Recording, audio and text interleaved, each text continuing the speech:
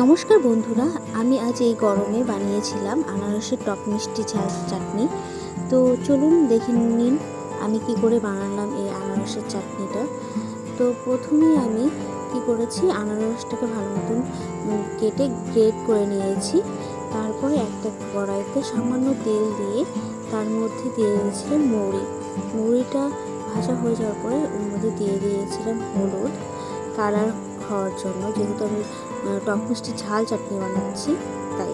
তারপরে দিয়ে দিলাম কাশ্মীরি লঙ্কার গুঁড়ো।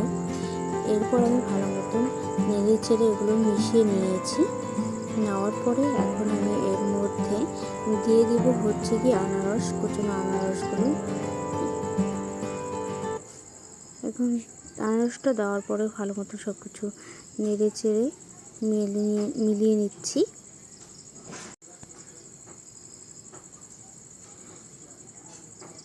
তারপর ভালো মতন মেশানো হয়ে গেলে এর মধ্যে আমি দিয়ে দেব হচ্ছে গিয়ে পরিমাণ মতো জল।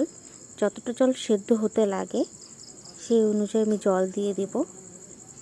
খুব বেশি একটা জল প্রয়োজন পড়ে না আনারসের চাটনির জন্য। এখন আমি ঢাকা দিয়ে দিলাম সেদ্ধ হওয়ার জন্য আনারসটা ভালো মতন।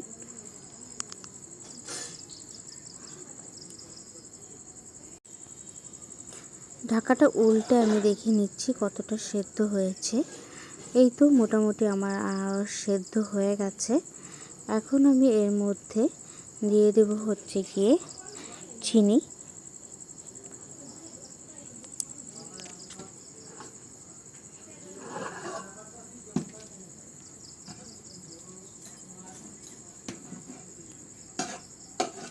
চিনিটা দেওয়ার পরে আমি ভালো মতো নেড়ে ছেড়ে নিয়েছি। এখন আমি এর মধ্যে প্রথমে থেকে ধুয়ে রাখা হচ্ছে কি কাজু আর কিশমিশ সেটাও দিয়ে দিলাম। নেড়ে চেড়ে আবার ভালো মতন সব কিছু মিলিয়ে নিচ্ছি। মোটামুটি আমার আনারসের চাটনি রেডি হয়ে গেছে। তো চলুন দেখে নিন আমার আনারসের চাটনি কেমন হয়েছে। তো খেতে তো ভালোই হয়েছে। আপনাদের ভালো লাগলে অবশ্যই লাইক কমেন্ট শেয়ার করবেন।